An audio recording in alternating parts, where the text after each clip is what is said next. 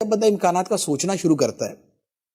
تو چونکہ اللہ تعالیٰ نے دنیا بڑی وسیع بنائی ہے، دنیا میں مواقع لاکھوں نہیں کروڑوں ہیں، دنیا میں اسباب لاکھوں نہیں کروڑوں ہیں،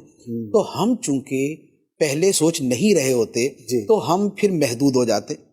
لیکن جب ہم اسے آؤٹ آف دا باکس جاتے ہیں اب ہمیں نظر آتا ہے کہ یہ بھی اپارچونٹی ہے، یہ بھی طریقہ ہے، یہ بھی طریقہ ہے، یہ بھی طریقہ ہے، تو ہمیں امکانات کی دنیا ہمارے سامنے کھل جاتی ایک دوسرا اس کے ساتھ کیا ہوتا ہے کہ ہمارے سامنے افراد آنا شروع ہو جاتے ہیں،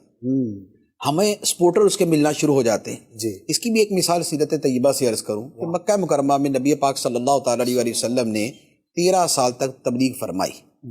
لیکن اس سے جو دین کا کام بڑے پیمانے پہ پھیلنا تھا وہ نہیں ہوا، تو نبی پاک علیہ الصلوۃ والسلام نے دیگر دوسری جگہ اور دوسرے افراد کے حوالے سے سوچنا شروع کر دیا، اور حکم الہی بھی یہ آ گیا کہ مدینہ منورہ ہجرت کر جائے۔ اب مدینہ منورہ نئی جگہ، نئے مواقع، نئے افراد،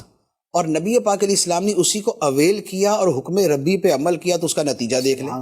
آج ہم یہاں مسلمان بیٹھے ہوئے ہیں، پوری دنیا کے اندر اسلام پھیل گیا۔ کیا ہوا کہ اس کے پیچھے بنا بیسیکلی یہی کہ نبی پاک علیہ الصلوۃ والسلام نے دوسرے امکانات کی طرف جب آپ تشریف لے گئے تو اب افراد بھی مل گئے، اب جگہ بھی مل گئی، اب ریاست بھی مل گئی، اب حکومت بھی مل گئی، اب سارا کچھ ہوا۔ پھر ایک اور چیز ہوتی ہے کہ جب بندہ امکانات کو سوچنا شروع کرتا ہے نا تو اس کی سوچ وسیع ہوتی ہے،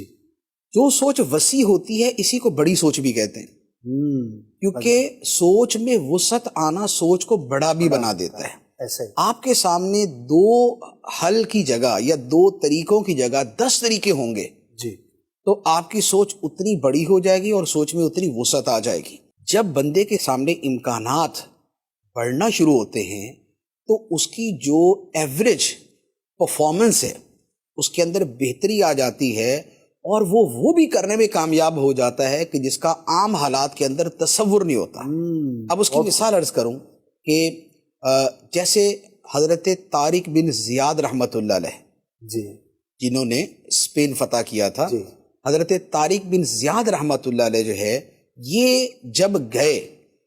تو اب ظاہری اعتبار سے یہ 4-5 ہزار افراد تھے، کشتیاں تھی، آگے پورا ملک ہے، لیکن ان کے دل و دماغ کے اندر فتح کا بڑا قوی امکان موجود تھا۔ انہوں نے اسی امکان کو پکڑ لیا، پیچھے کشتیاں جلا دی، کشتیاں جلا کے اب اپنی فل پوٹینشل اور ایوریج پاور سے اور ایوریج پرفارمنس سے زیادہ قوت کے ساتھ جب انہوں نے آگے جا کے اپنی کارکردگی دکھائی، نتیجہ یہ ہوا کہ جبل الطارق اور وہ جو پورا جو ہے وہ فتح ہو گیا، اور کتنے ہی مواقع کے اوپر اسی طرح کی چیزیں سامنے آئیں۔ تو مسلمانوں کی جو بڑی بڑی ہستیاں ہیں نا، اگر ان کی سیرت دیکھیں آپ، اس میں یہ نظر آئے گا کہ وہاں پر اگر عام طاقت اور عام تجزیے کے اعتبار سے آپ دیکھیں تو اس کا نتیجہ کچھ اور نکلنا چاہیے تھا، لیکن ان کے سامنے جو توکل علی اللہ اور جو امکانات کی دنیا تھی اس نے اتنے جہان کھول دیے کہ مسلمان بڑھتے گئے۔